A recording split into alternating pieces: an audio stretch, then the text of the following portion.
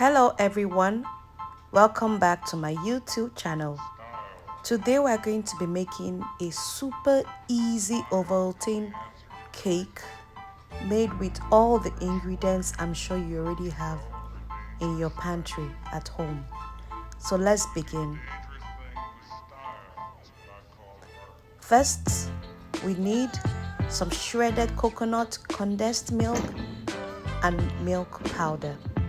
Mix all of them together in a pan, bring to the boil, and watch it thicken. When it gets to a very nice, almost dry consistency, you can now remove it from the heat and allow it to cool down. Keep it aside, and we'll use it later for the filling of our cake.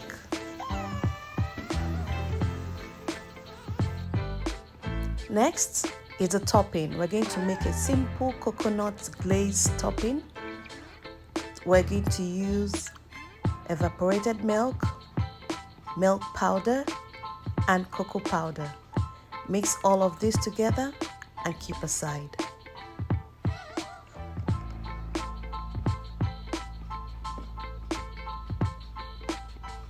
After we mix this, we begin our cake. In a large bowl, we're going to add 3 eggs, half cup milk, half cup oil, half cup Ovaltine, some flour, and baking soda. Whisk with your whisk, or if you have a blender, you can use your blender. Mix all together, pour into a prepared pan, and bake for 15 to 18 minutes on 400 Fahrenheit, 400 degrees Fahrenheit. When the cake is done, bring it out, check and make sure that everything is properly cooked.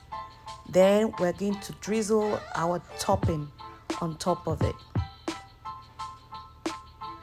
Grate some coconut and allow to cool.